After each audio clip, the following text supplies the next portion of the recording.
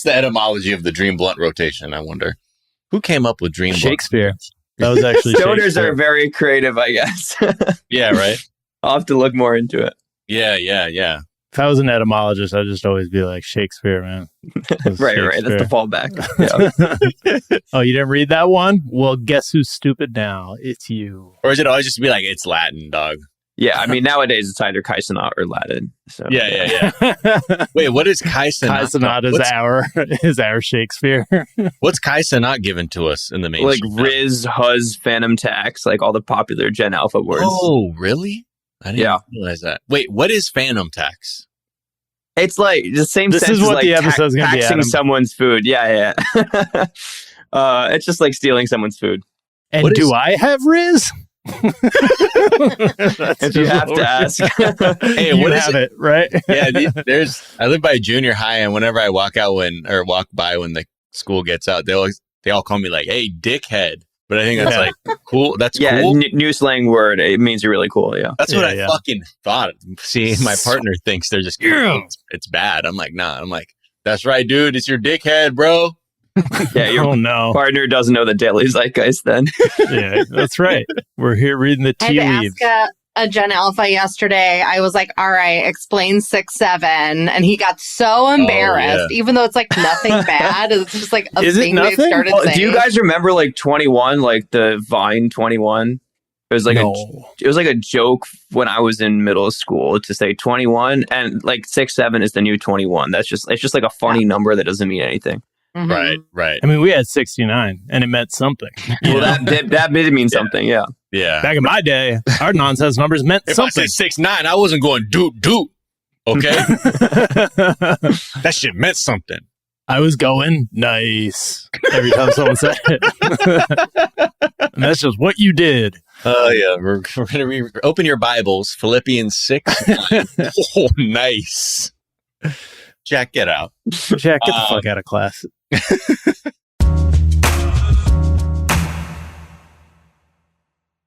This is an iHeart podcast.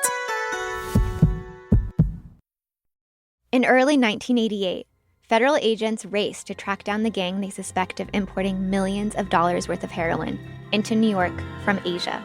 We had 30 agents ready to go with shotguns and rifles and you name it. 5-6 white people pushed me in the car. I'm going, what the hell? Basically, your stay-at-home moms were picking up these large amounts of heroin. All you gotta do is receive the package. Don't have to open it, just accept it. She was very upset, crying. Once I saw the gun, I tried to take his hand and I saw the flash of light. Listen to the Chinatown Sting on the iHeartRadio app, Apple Podcasts, or anywhere you get your podcasts. Hi, I'm Jenica Lopez, and in the new season of the Overcomfort podcast, I'm even more honest, more vulnerable, and more real than ever. Am I ready to enter this new part of my life? Like, am I ready to be in a relationship? Am I ready to have kids and to really just devote myself and my time? Join me for conversations about healing and growth, all from one of my favorite spaces, the kitchen. Listen to the new season of the Overcomfort podcast on the iHeartRadio app, Apple Podcasts, or wherever you get your podcast. Let's start with a quick puzzle. The answer is Ken Jennings' appearance on The Puzzler with AJ Jacobs. The question is, what is the most entertaining listening experience in podcast land? Jeopardy truthers believe in... I guess they would be conspiracy theorists. That's right. They gave you the answers and you still blew it. The Puzzler. Listen on the iHeartRadio app, Apple Podcasts, or wherever you get your podcasts. Hi, it's Gemma Spegg, host of The Psychology of Your 20s. This September at The Psychology of Your 20s, we're breaking down the very interesting ways psychology applies to real life, like why we crave external validation. I find it so interesting that we are so quick to believe others' judgments of us and not our own judgment of ourselves. So according to the study, not being liked actually creates similar pain levels as real-life physical pain. Learn more about the psychology of everyday life and, of course, your 20s this September. Listen to The Psychology of Your 20s on the iHeartRadio app, Apple Podcasts, or wherever you get your podcasts. Hello, the internet, and welcome to season 407, episode 2 of Der Daily Zeitgeist, a production of iHeartRadio. This is a podcast where we take a deep dive into American shared consciousness, and it's Tuesday, September 23rd, 2025. What's that? It's the rapture. Hey, it's the rapture, The only thing you baby. need to know Buckle about. up. Time to join them in the kingdom of heaven. Also, shout out my boy Chris's birthday. National Teal Talk Day. National Teal Talk. Snack Stick Day. Okay. Snack Stick? Snack Stick Day. So Snack stick. if a stick is in the shape of, if a snack is in a stick form, then it's Snack Stick Day. It's also National Great American Pop Pride Day. Also, celebrate Bisexuality Day. It's also Energize Day, which sounds like some woo-woo wellness shit. Oh, because it's the day after the... Oh, shit, is the equal... Oh, we're fully in fall. Forgot about that part. Oh, it's the equinox? Yesterday? The 22nd, yeah. My favorite gym. Yeah. All right, shout out to the Great American Popeye. My name is Jack O'Brien, a.k.a. You can go N-U-I. Go N-U-I. That one courtesy of Kai, who said, to the tune of Go Your Own Way by Fleetwood Mac. I think Jack said he used to say N-U-I because he had only seen the word in text. Ennui, yeah. I was aware of both. I was aware of ennui. Oh. I was aware of the word in N-U-I. text. That I just hadn't connected the cool-sounding French word with the word I saw in text that meant a certain vague, Frenchy existential boredom. I was like, they should make those the same word. Yeah. Alas, I'm thrilled to be joined, as always, by my co-host, Mr. Miles Gray! Hey, it's Miles Gray, a.k.a. Cry Me. My jeans so frozen, they shiny. No hand washer line drying. Frozen crust is dripping like diamonds. Cry me. Because, putting jeans in the freezer, no matter what the stain is or the situation, not a great way to clean your jeans. Okay, just going to put that out there. Just putting that out there. All I need is a cryo chamber and a chisel, and we'll get all the dirt and shit off my jeans. There you go. Miles, we're thrilled to be joined in our third seat by a linguist who you know as the Etymology Nerd on social media. His new book out everywhere now is Algo Speak, How Social Media is Transforming the Future of Language. It's Adam Alexis! Adam! Hello, am I supposed to have a musical intro as well? Yes, go, Adam. Hurry. No, I don't have anything. Come on, man. Improvise something now. It's fine. It's great to have you here, man. Yeah. Thanks for taking the time to talk to us. Yeah, excited to be here. Yeah. I feel like it's an interesting time because over the last year, I feel like we've gotten really into like Gen Z, Gen Alpha slang and just going, what the fuck are they talking about? Are they okay? Am I okay? And yeah, your area of expertise lines up perfectly with that. Perfect. Yeah. Right, I'm a Skibidi scholar. Oh, yeah. yes. And I'm Professor Chimpanzini Bananini at your service. It is. And I don't know what you guys are talking about. And anyways, I'm Jack. And I'm Jack. We're going to talk about all of that, plenty more. We're also going to get into maybe a news story about flying cars, but mainly we want to talk to you about language and how it's rotting the brains of our youth. Or is it? No, we're not going to talk. We're not going to say that. But before we get to it, we do like to ask our guest, what is something, Adam, from your search history that's revealing about who you are? I just checked my search history, and the most recent thing was tralalero tralala high resolution. Oh, tralalero tralala. Wait, So why high res? Like the image of it? Yeah. I mean, you've got to have the high definition version of it for certain academic presentations. Is that your favorite Italian brain rot character? I think that's the most indicative of the genre. It was the first one that I encountered, so to me it has a special value. Yeah. I'm more of a tum sahur guy myself. Oh, he's great too. Yeah, I guess for those that don't know, I don't know why you're not caught up, but it's like a shark wearing shoes and work on yourself. Yeah. Shark wearing sneakers on his pectoral fins, right? No, he's got straight up legs. Oh, he's got legs. Sure. He's got calves and shit. It's actually a weird animal hybrid. Yeah. It kind of varies. Sometimes it looks like, but anyways, he got shoes on. He signed that Nike deal, man. Phil Knight got to him quick. He's like, man, I want tralalero tralala in the fucking swoosh now. And as you're like reading the trends in language, are you ahead of the curve? Are you like basketball, like the weird basketball savants who saw LeBron James as a 12-year-old and were like, this guy's the next He's next. This guy's the next GOAT. And it's like, that's such a weird skill to have, but amazing that they were able to call that at age 12. Did you see Italian brain rot and were just immediately knew that this was the future? I genuinely think I'm more tapped in than your average linguist for sure. At this point, because I publicly comment on where words come from, people will like tag me in videos where new words are being used. So I sort of have that opportunity to see it before it goes viral. And I sort of like get to monitor it over time. I think there is like, I do have maybe that awareness before most people.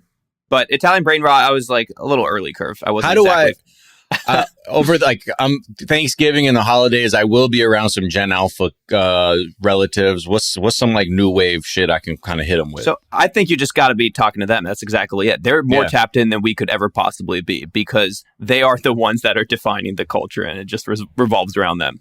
Okay.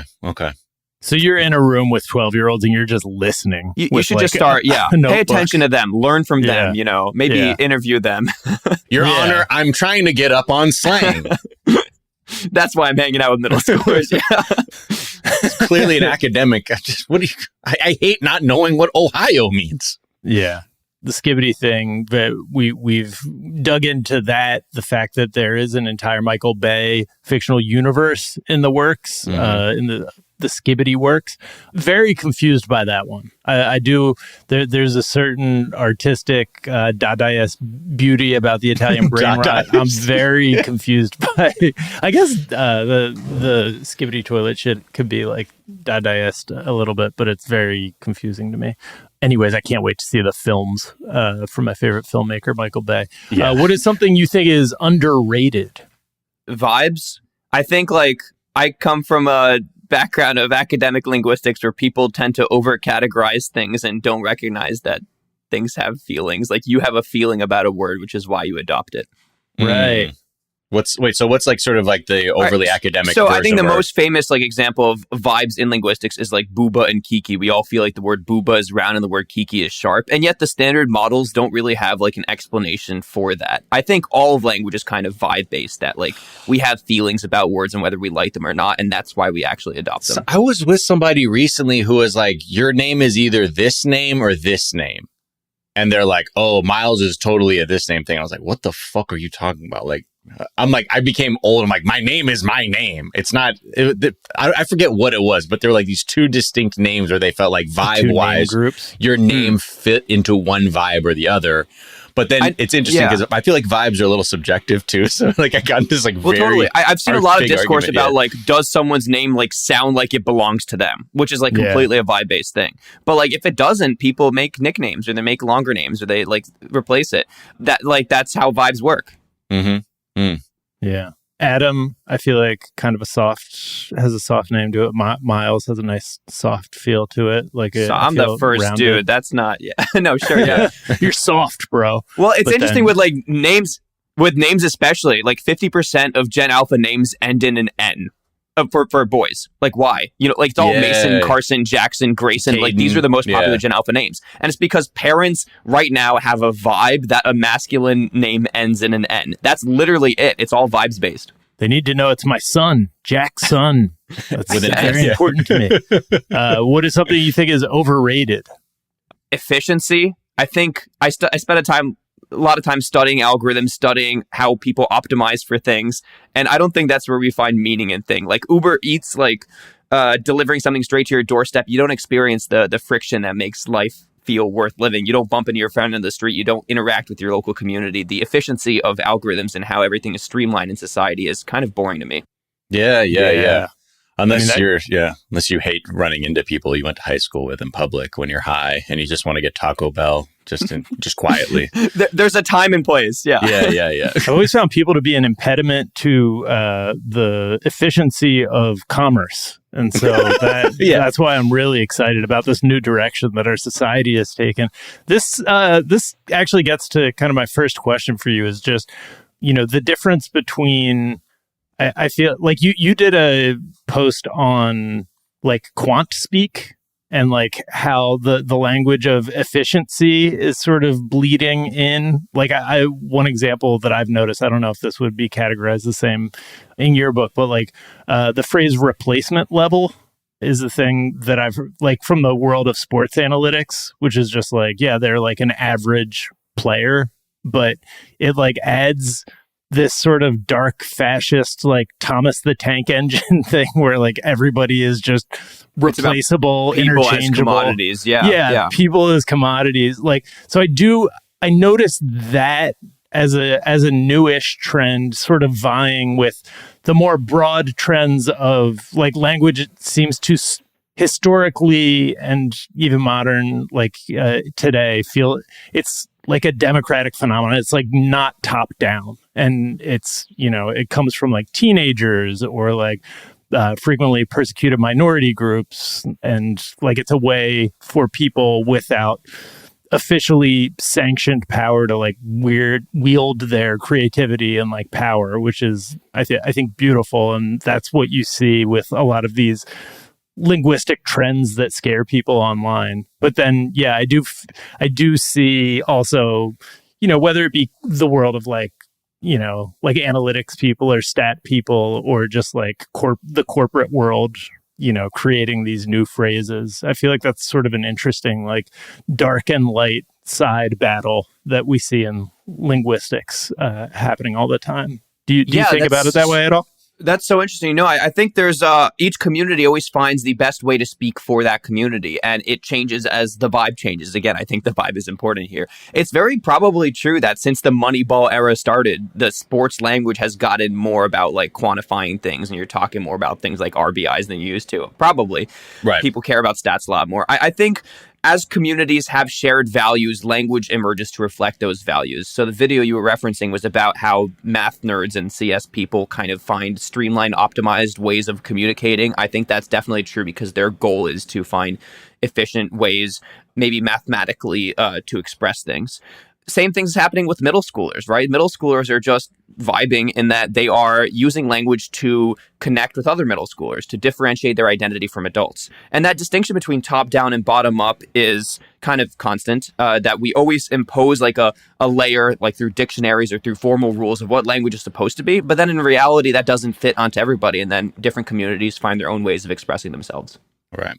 Yeah, I feel like, I mean, it's a fit, right? They're trying to find the most efficient way to communicate, but they're also trying to make each other laugh and trying to impress people, you know? And there's this book about the evolution of birds and the role of beauty and like how birds evolved. And so like, you know, we tend to think of, you know, the way evolution works and as like the survival of the fittest being like, you know, it's just everything is something that was evolved to like feed or like defeat or dominate the other side. And it's like, no, a lot of the stuff that birds have evolved to do is just to be like beautiful in a way that is like attracts another mate, you know? And so I feel like similarly in language, you have how to most efficiently communicate your meaning, but also how to do so in a way that is just like fun, you know, and like makes people laugh and makes people impressed by your creativity a little bit. Yeah, I don't think everything is about efficiency, right? Yeah. I think it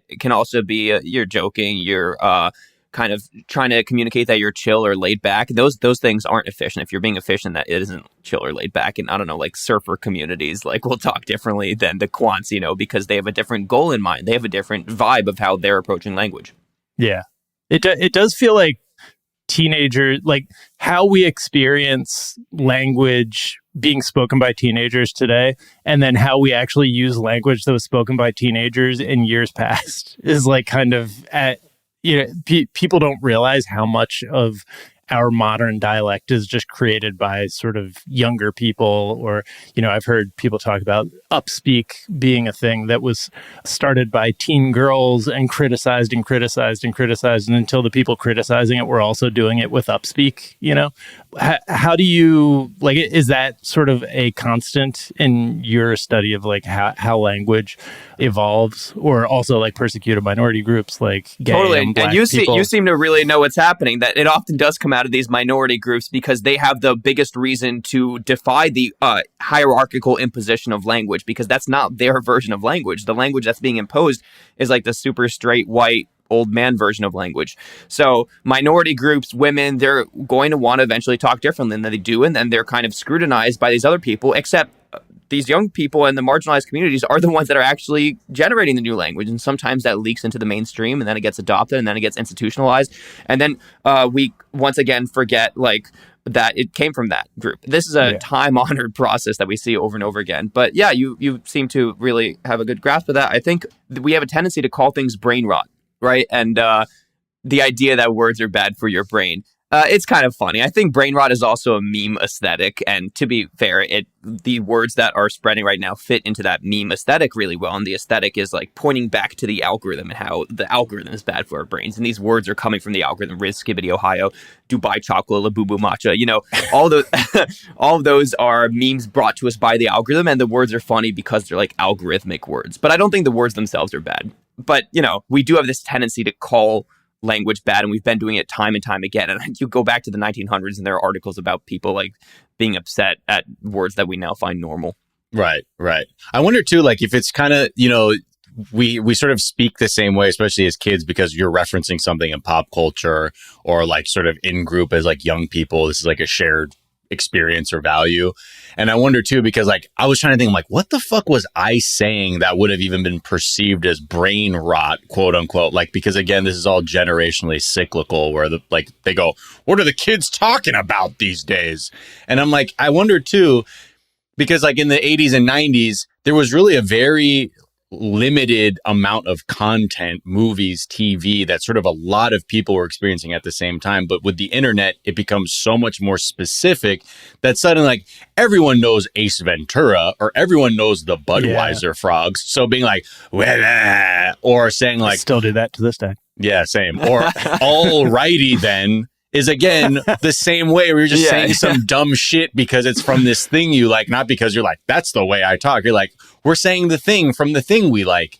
That now, because there's so many different like sort of inputs for like what can affect someone's language or the kind of content that they have an affinity for, that now it's like people are like, well, I don't know fucking Skibidi a toilet, so what the fuck is Skibidi toilet? No, literally. I think you raised a really good point about like media and the role that media plays in our adoption of slang. And it's always been based on what we're consuming. So when hip hop in the 90s was influencing language, people would say things like faux shizzle. And then to this day, when movies were influencing culture, people would, what's up? The millennial slang that doesn't really stick around. Some of it does stick around, words like cool emerged from minority communities and now just like a part of language. But Vine, I think in 2014, people were saying things like bay, fam, on fleek way more. Sometimes those are still around, but I think largely they were a fad in the general population.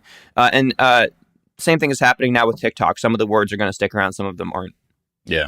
I also wonder if they're having to, like, if we're seeing this moment of exploding, slang that is like kind of extra inscrutable because everybody, like as Miles, as you were talking about, like what were the words that we said to like define ourselves away from like previous generations? It was a lot of like swearing, right? Like, just to this day, terrible mouth. But now the fucking president like swears, and like the vice president, they're constantly swearing. So like, I feel like you need new tools that aren't just the standard old tools of like saying bad words, but like you have to like create your own sort of aggressive words that like won't be used by the president on, you know what I mean? Yeah. I wonder if that is pushing the young people to like have to get extra creative and like create new ways of speaking, because literally everybody says fuck. Everything's on the table. Yeah. Yeah. Yeah, you're kind of right that like absurdism is the only option here, and the importance of identity formation, because young people are always trying to build a shared identity for themselves that's different from the identity of adults, because they're trying to figure out who they are in the world. That's normal. That's why young people are always the ones that are coming up with slang, whereas old people have a crystallized idea of who they are and what language is. But in a world where I think things are overly structured, like through algorithms which force feed us like the content that makes them money, and through like, I think society is structuring things a lot more, but at the same time, we have this uncertainty about what's going on, and then we turn to absurdism. In the same way, I think you're right to point out Dadaism in like the 1910s. I think that's a really good analogy. There was a kind of that period of uncertainty going on as well. Yeah. Let's take a quick break now that you've said something I said was a good point. For just let people, rest with that. Think about that. He said something I said was a good point too, though. I know. Yeah, we're fucking killing it, Miles. Right, high five you so hard. Justin, right what's now. the score right now? Just text me the score right now. We're going to take a quick break. We'll be back to continue talking about this. I'm Jorge Ramos. And I'm Paola Ramos. Together we're launching The Moment, a new podcast about what it means to live through a time as uncertain as this one. We sit down with politicians. I would be the first immigrant mayor in generations, but 40% of New Yorkers were born outside of this country. Artists and activists. I mean, do you ever feel demoralized? I might personally lose hope. This individual might lose the faith, but there's an institution that doesn't lose faith. And that's what I've believed in. To bring you depth and analysis from a unique Latino perspective. There's not a single day that Paola and I don't call or text each other, sharing news and thoughts about what's happening in the country. This new podcast will be a way to make that ongoing intergenerational conversation public. Listen to The Moment with Jorge Ramos and Paola Ramos as part of the My Cultura podcast network on the iHeartRadio app, Apple Podcasts, or wherever you get your podcasts. Do you want to hear the secrets of serial killers, psychopaths, pedophiles, robbers? They are sitting there waiting for the vulnerable thing. They're waiting for the unprotected. I'm Dr. Leslie, forensic psychologist.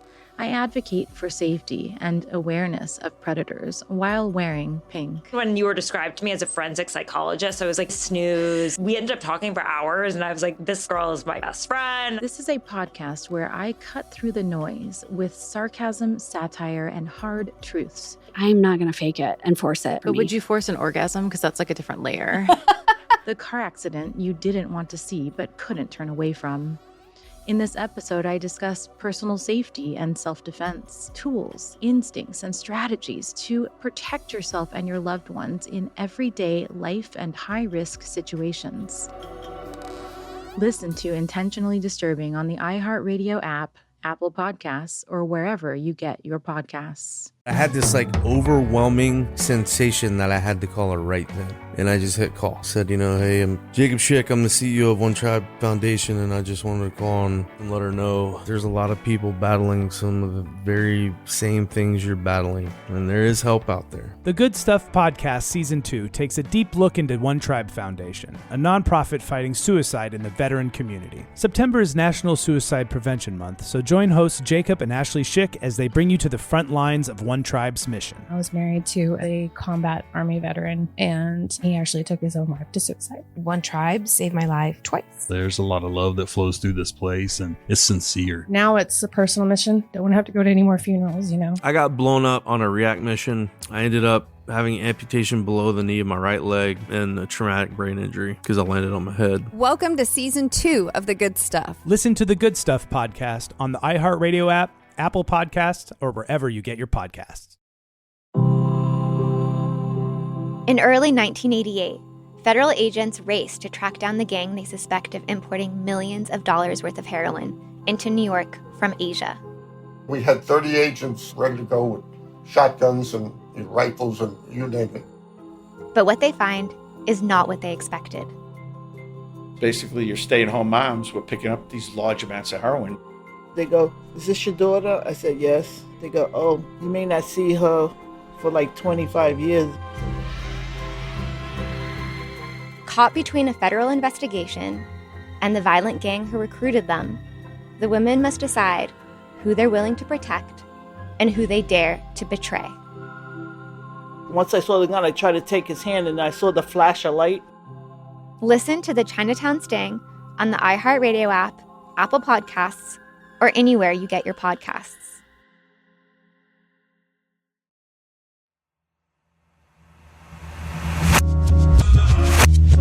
And we're back. And yeah, so first of all, I think this seems like a great corner. I just want to congratulate you on it. Just such a good time, such a wealth of material. It's you're trying to study a culture, it's just the internet is a real time live dig where you can just watch all of the things happening, all of the different tools being used by the culture that you're studying. There's definitely, as Miles, you alluded to, like we see a lot of stories about education sliding in the United States and that being associated with how people use language, or just like, I guess everything just gets associated with like, well, this generation is bad. Yeah. Just look at them. But I don't know. I feel like that's a time-honored tradition that happens with every generation.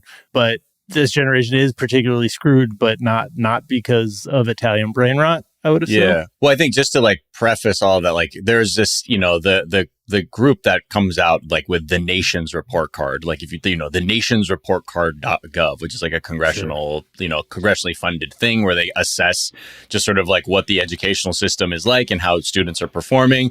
Like the most recent one was pretty bleak. They're basically saying like 12th graders they are reading at their lowest level since this even process began of assessing in 1992. And the math scores are was the lowest they've been in 20 years. And I think, a lot of people want to point to different things. They'll be like, well, it's the pandemic lockdowns, or it's social media, or it's this dang fucking Skibidi toilet nonsense that's doing it all. But again, we've seen these trends they predate COVID and a lot of these other things, because I think, there's been a systematic defunding of public education. And now we have like a literal villain from entertainment wrestling who doesn't know AI from A1 steak sauce at the wheel. So don't see much happening to that trend. But I think, again, there's like this, a cycle. But right now it does kind of fit with the sort of bleak assessment that, yes, while our education system is in a pretty dark era right now, it's not always like this thing to lay at the feet of just basically like, and that's why they talk in this way where I don't understand the words. Back when I was working at the Triangle Shirtwaist Factory, we weren't talking like that. Maybe one of my hottest takes is that literacy is a little bit of a construct. I think to be clear, I think it's incredibly important. We should have incredible literacy rates in math education, and all that really does matter. But also it's a metric of how proficient we are in the medium of reading, which is sort of, let's be really honest with ourselves in a cultural moment, it's sort of a dying medium. And we also are facing and consuming content in other mediums like algorithms. And I think these Skibidi generation kids are more literate in the algorithmic medium than a lot of boomers are. They know this looks AI generated. And boomers are getting tricked by like AI slop Jesus shrimp on Facebook in 2022. They don't know what's happening at all. Boomers don't understand algorithms nearly as well as Gen Alpha does. So I would say there's a high literacy in a different medium because that medium is more present in our society. Unfortunately, that does mean a decreased maybe literacy, and I think it is related because we're consuming algorithms. We are less literate. I think that's probably true. But it also has to do with the role of media in our society, and books shouldn't be the only paragon of epistemic wealth in our society of like information that we are consuming. We should be literate in all forms of media. So that means I literally think there should be classes in how to look at TikTok. And at the same time, there should be classes in how to read books, because the more different types of information we can consume, the better it is overall. So are you necessarily saying like, it's overblown that reading comprehension? So you're just saying maybe zoom out a bit, because I don't want to say anything that could be construed as I don't think it's important to read. I think and I think we should really have good literacy rates, but I think we should also be paying equal attention to being literate in algorithms. And I think like media literacy is something people talk about, but as a buzzword, and they don't really understand what that means to really be fluent in what it means to engage online and to go viral, because there are so many like outside forces manipulating our understanding of reality in the online space. Literal government psyops. There is just AI flooding things. You don't know what's real and what's not real. And it's that kind of literacy where you can understand how to engage. Right. So you're saying, not to take us back, but you're saying that Jesus made out of shrimp was not real? No, that wasn't actually Jesus. It looks just exactly like that. Jesus. Looks so much like I Jesus. think whenever we talk about kids not being literate in books, we should also be talking about boomers not being literate on TikTok. Yes. Pretty interesting. Or TikTok filtered down to Facebook. Which, right. Facebook Reels, which is like diluted TikTok slop. Yeah. Yeah, some of the worst. Yeah. I do like, so I feel like etymology sometimes gives us these weird like windows into history. Speaking of boomers, like lately I've been pointing out how dumb I feel when I use the word movies ever since I realized what that word, like the etymology of that. Like we joke about old people calling movies talkies. Right. Because they're like, God damn, that moving picture just talked. But not realizing the reason we call them movies is because, God damn, that picture just moved. It's moving. The fucking thing's moving. Kill it. Are there other words like that where they like give you a portal into just like how different people were at like either stupider or simpler or just like how different perception was? I was just reflecting on Instagram Reels. Like, what's a reel? Reel used to be a film reel, which was a literal like spool of film that was reeled around like a fishing reel. And then that got abstracted to the sense of this clip that you watch. And then that got abstracted to the thing you scroll on Instagram Reels. And in fact, now that I just said the word scroll comes from unfurling like a scroll, like the feel, like that's still how I consume Instagram, but that's on a virus skull. By your wooden dryer. Use your wooden dowels. What do we have today? Yeah. Or podcast being iPod plus broadcast. Broadcast being a style of communication where you disseminate information, like it used to be broadcast seeding in agriculture, which is a style of dispersing seeds. So like this agricultural metaphor goes all the way back and influences the word podcast. I don't know, turn up the volume. We don't often turn a knob anymore or hang up the phone. I often don't hang things anymore. Like we have these sort of vestiges in our language, and that's kind of what's compelling to me about etymology, that it tells this story about who we were in the past and how we've evolved as a culture. Yeah. One thing, just going through some of your posts on butterflies. Wait, let me stop you on the word post. Like, why do we call it a post? What's up with that? It used to be like physically something was nailing stapled to a post. That's nailing it crazy. to a wall in the town. I was just noticing, this actually made me sad.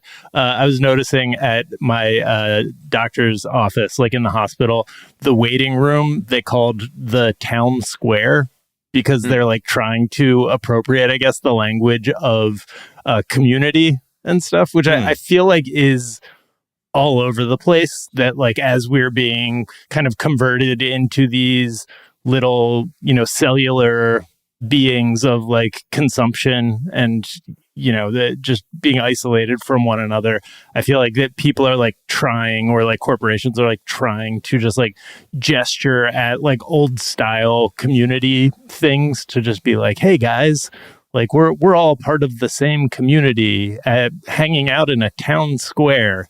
Wait, so posting things to one another. Would you like check in for an appointment and then like, okay, have a seat in the town square? In the town square. And you like look behind and you're like, these fucking chairs? I was like, yeah. And then everybody just square. sits there and waits for their name to come up on a screen.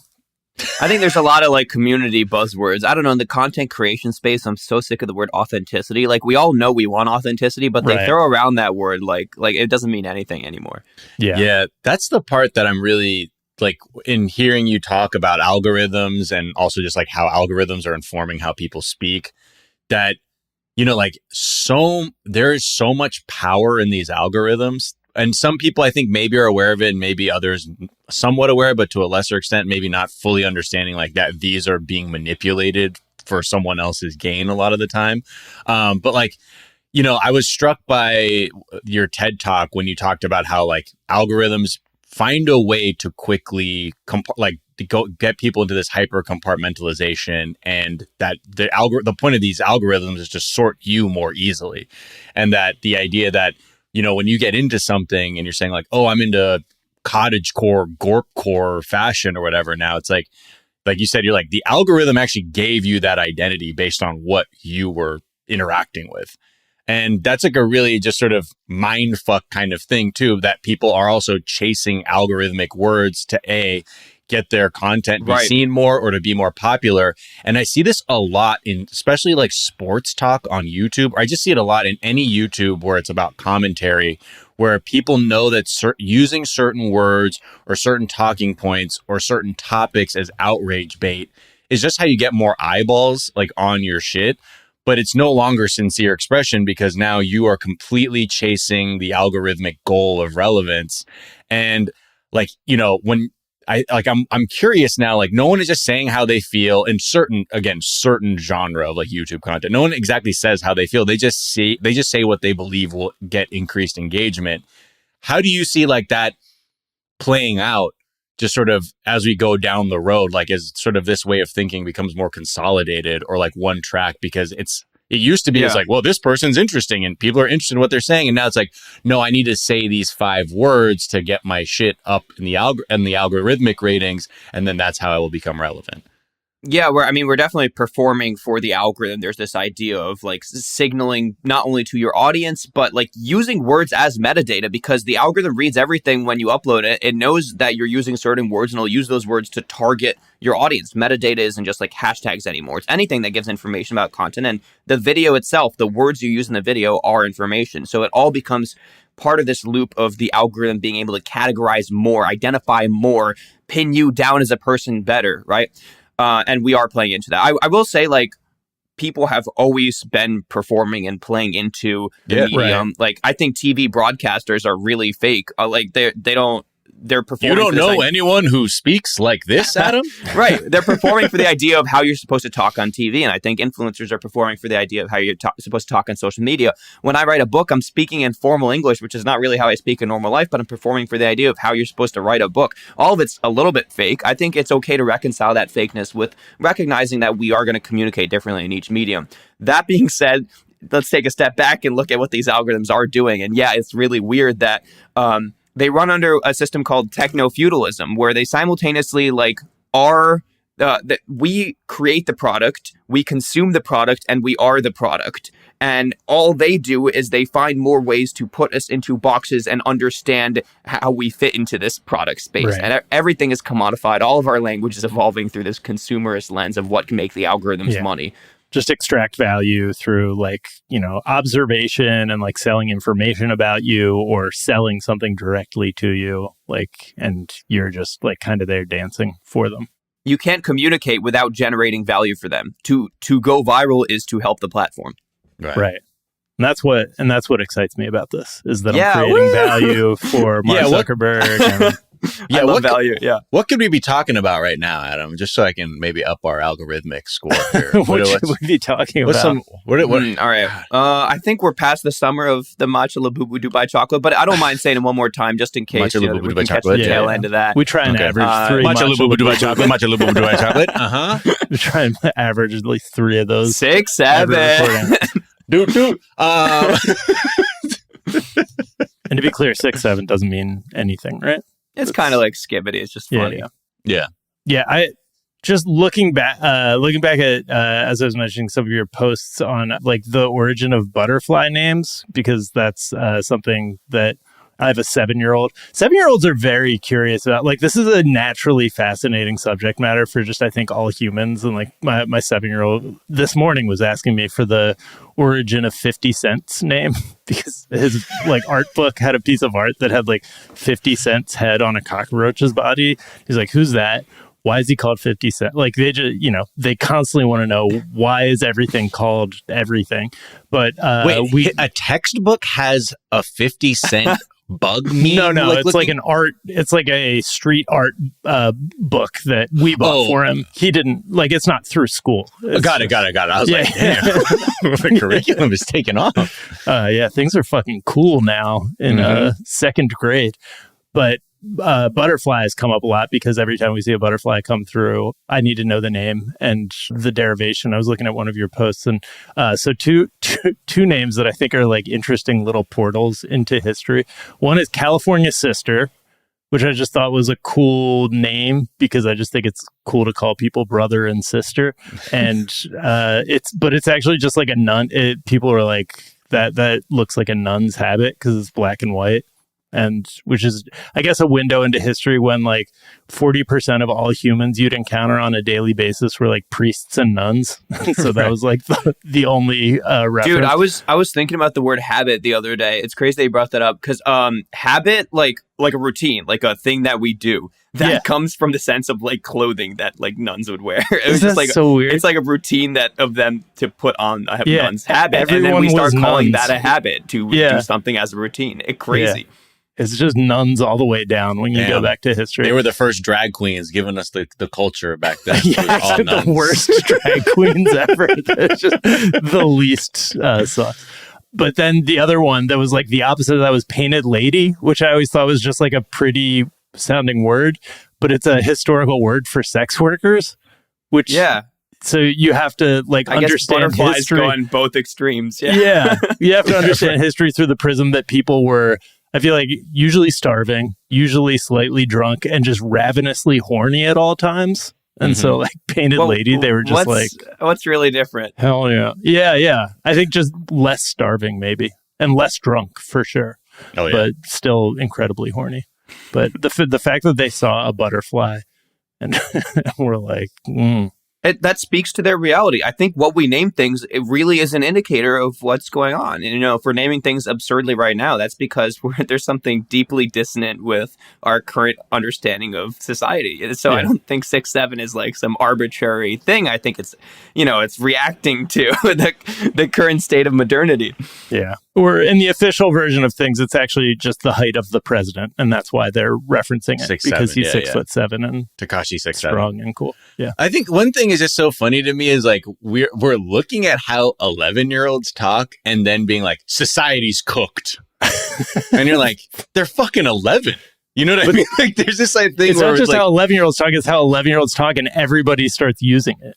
And yet, I think there's something deeper to what these 11-year-olds find compelling. If you look at Skibidi Toilet, for example, it's a story diegetically narrated through the lens of a camera-headed android. And these camera-headed creatures are interacting with other cameras, like with iPads, and they're fighting this fictional series of toilets. But what that means is it's a state of technology versus the basest thing you're taught is like bad, where bad things go, which is the toilet. So it's like this raw force versus this yeah. Well, it literally, if you're an iPad, you're going the Michael Bay version, you're like, holy shit. Hey, wait, we should be doing a critical reading of Skibidi Toilet. I think if you're an iPad kid growing up in the state of technology, like you understand that like this is some deep reflection of their state of reality. Yeah, I was reading a lot about death earlier this year and just like, our fear of death. And historically, it's very connected to shit because it's like that's the most base like human like animal body thing that happens that like you can't deny that you're just an animal that's going to die in the context of shit. It's just like so far from anything else. So that's interesting also that like that is this higher level like robot camera headed thing that is like what people feel like they're evolving toward, and then the enemy is head in toilet like human animal dead dying shit body. Interesting. I feel like I've never thought about this lens that Skibidi Toilet is a confrontation of her own mortality. I think that's a very poignant point you raised. I saw like early case studies when Picasso was doing the Guernica, and I felt like there was a Skibidi Toilet in there. But replaced it with a contorted mother. But this was I'm wearing Guernica shoes right now. That's crazy. What the fuck? Yeah. Damn, dude. Vibes, man. Timeless piece. Crazy timeless pull, piece. Yeah. Timeless piece. I should invest in Skibidi shoes as well. Yeah, or maybe just make Skibidi Toilet like the Guernica. I feel like that crossover. You put Skibidi Or really, Toilet. the point is that it's synonymous. It's the horrors of war and technology and modernization. Thank you. I think that's the lens to read it through. That why it is this period of time when we look at Marcel Duchamp's fountain. That's a urinal, and we go back to we're talking about Dadaism and the modern state. It's very related. Yeah. Agree. Yeah. Let's take one more quick break. We'll be right back.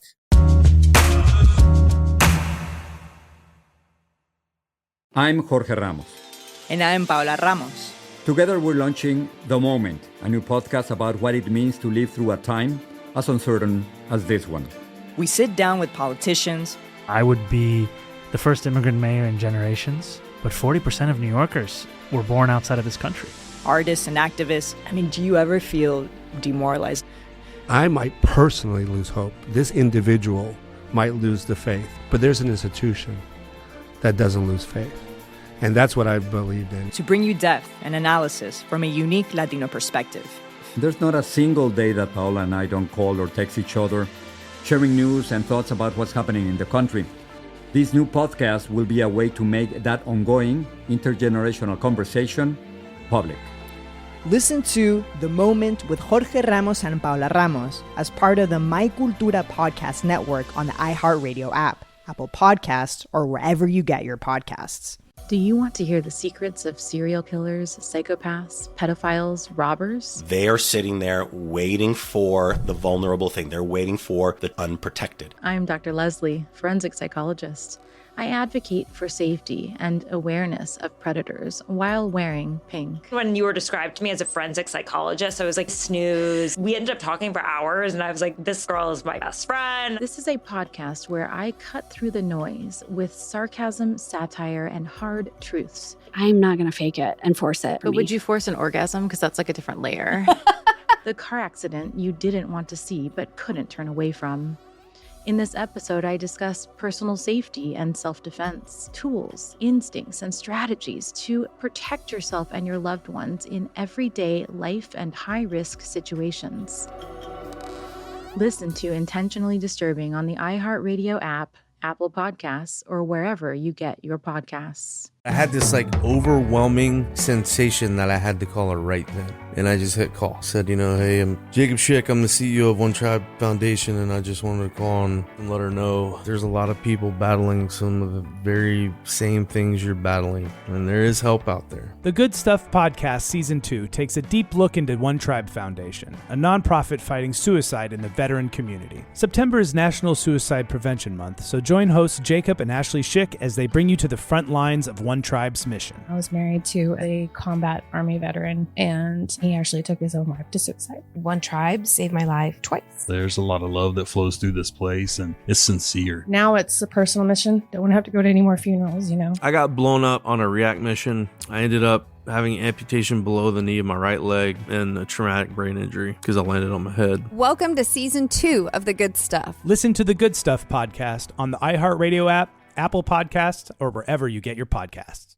Hi, I'm Jenica Lopez, and in the new season of the Overcomfort podcast, I'm taking you on an exciting journey of self-reflection. Am I ready to enter this new part of my life? Am I ready to be in a relationship? Am I ready to have kids and to really just devote myself and my time? I wanted to be successful on my own, not just because of who my mom is. I felt like I needed to be better or work twice as hard as she did. Join me for conversations about healing and growth. Life is freaking hard, and growth doesn't happen in comfort. It happens in motion, even when you're hurting. All from one of my favorite spaces, the kitchen. Honestly, these are gonna come out so freaking amazing. Be a part of my new chapter and listen to the new season of the Overcomfort podcast as part of the My Cultura podcast network on the iHeartRadio app, Apple Podcasts, or wherever you get your podcast.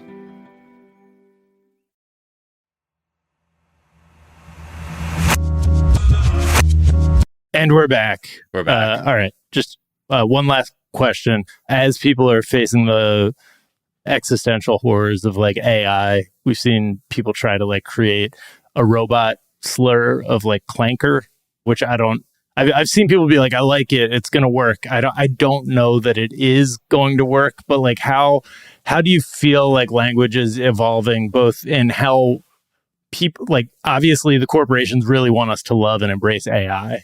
And then I think there's probably some deep-seated discomfort around that. And then AI is going to change how we use language. How are you thinking about that? This comes back to that thing I was talking about, vibes and the cultural moment, and how language is not some arbitrary thing, but it responds to greater pressures. Clanker is here because there is a greater societal concern about the rising role of AI in our culture. That's why we are, since early this year, people were trying to find a slur for robots. I remember tweets, people saying oh, we need a slur for robots. And then clanker went viral. I think in part it went viral because it was used in analogy to the N-word. And that generated more comments, which are more engagement, which pushes it further in the algorithm. But a lot of people are like, damn, y'all really love using a slur, huh? Right. And then the slur for this, I'm like, what? And then the discourse about how it's being used as a slur also helps push the word further. And it's all in a kind of a positive feedback loop of words getting pushed into the mainstream by influencers who are using it because they know it's going viral and they're trying to tap into a trend. And I call it the engagement treadmill. There's a word, it's trending. People use the word because it's trending, it becomes more trendy. That's the cycle we're in. Yeah. Right. Yeah. It's a fun one too, and we enjoy it, and we all love it, and we're excited. We're excited for the future. This feels like so much energy to be like Clanker. It's like as if it's that impressive, like it's individualized enough to be like that Clanker over there. It's like, no, dude, AI just fucking sucks. Yeah, but again, that's my generational take too. You're anthropomorphizing it, which I think is weird. I don't think we should be treating these things as humans. Yeah, and it's strange to me that it's designed. ChatGPT is designed like a text messaging conversation. It's designed to trick you into thinking. It uses first-person pronouns. It's going to mirror your linguistic responses, and because it's psychologically designed to trick you into thinking that it's human, so that you believe it more or you interact with it more. Right. And we kind of, I think, Clanker elevates it, if anything, to a near human level, which is so strange to me. I think it's, again, like I was saying, like it makes it seem more impressive than it is because, like, no, that's just, we're not talking about like the film AI or something out of like Isaac Asimov's like Worst Nightmares or something. This is just like where people are falling for like this chat-based party trick thing. Yeah. And it's, dude, there's subreddits. There's like r/my boyfriend is AI or r/AI soulmates, where people genuinely have fallen in love with their AI companions, and it's like unironic. They really think this is like a real thing, and they're like being persecuted. Like I think part of these concerns with Clanker are genuinely founded in people experiencing AI psychosis and having a shattered grip on reality because you're interacting with this machine which is trained to be in a positive feedback loop of reinforcing your biases and your cognitive fallacies, and then you think it's real. It's love-hate, like I get mad at him and I call him Clanker, but he lets me use it because he's like, we're actually it's close. Okay, like I'm married to a Clanker. So my daughter's half Clanker, so it's all right if I say that, you know what I mean? I go to the Clanker cookouts, you know what I mean? So I'm good. But it's a part of the same illusion where it's actually just the forces of capital with like a mask on that makes it like clever and friendly and kiss your ass like nonstop. That's basically that a seems machine like for a ass common theme of modern language is the forces of capitalism. All right, well, Adam, wonderful having you on the show. Where can people find you, follow you, find your book, read you, all that good stuff? I'm Etymology Nerd on platforms, but I think my book Algo Speak says it all. Hopefully more people are still reading books. Go check it out anywhere. Go to a, local bookseller if you can, but it's everywhere. Books are sold. Is there a work of media that you've been enjoying? Yeah, well, I've been trying to connect with the non-algorithmic stuff, having spent so much time on algorithms, trying to reconnect more with the album. I've been listening to a lot of Stevie Wonder recently. I think more people should listen to Songs in the Key of Life. It's just such a good album. Yeah. What are you liking on that album?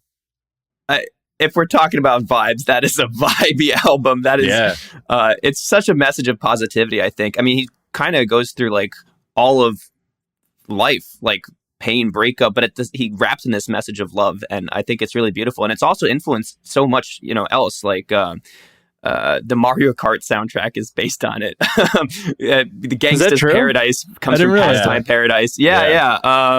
The song Saturn by SZA comes from Saturn by Stevie Wonder. And so he's influenced our culture, but he's done through this in a message of like love. And I think that's really beautiful. And it is possible to positively influence culture. So I think it's a good album. Yeah. All right, I'll give it to him. He's all right. I'll check out this Stevie Wonder. Nothing people are talking about him. Stevie Wonder guy. Miles, where can people find you? Is there a work of media you've been enjoying? Wait, was he the guy who was on stage the MTV VMAs doing Wild Wild West? Yeah. That's where you know him from. That guy. Yeah. He's a musician also. I thought he almost got exploded by an onstage pyrotechnic. Dude, do your own research. He's actually only right. Will Smith blind. Also borrowed from Stevie Wonder. Everybody did. I just saw him do a sick freestyle. The guy who had the really supportive fans. Yeah. That had weird hands in that one video. Will Smith. Yeah. I'm pretty sure the part that he borrowed from Stevie Wonder was where he goes, wiki wow wow, wiki wow wow. I don't know a ton about Stevie Wonder. Yeah, find me everywhere at Miles of Gray. Check me talking about 90 Day Fiance on 420 Day Fiance.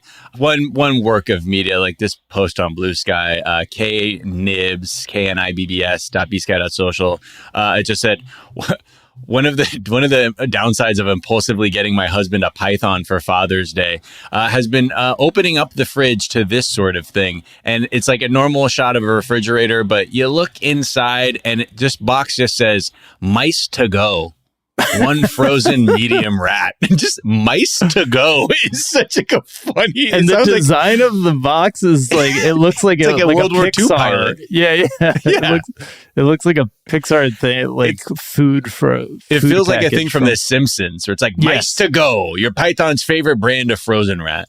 There you go. Let's see. A work of media I've been enjoying. Weekends are for the kids. Mm-hmm. So we watched Dunstan Checks In this weekend, which I never saw. I missed that one. I think it came out when I was like 16, 15. Yeah. And so I missed that the first time around, but the kids were howling with laughter. I loved that movie, dude. Great performance from George Costanza, Jason Alexander, with hair. Exactly. A lot of fun. Don't forget Paul Rubens is also. If you got kids and you're looking for a fun, it's like G-rated and should not be. There's lots of guns and weird shit, but if you got kids who are over the age of 7, it's a good one. Yeah, everybody's smoking. Shout out to history.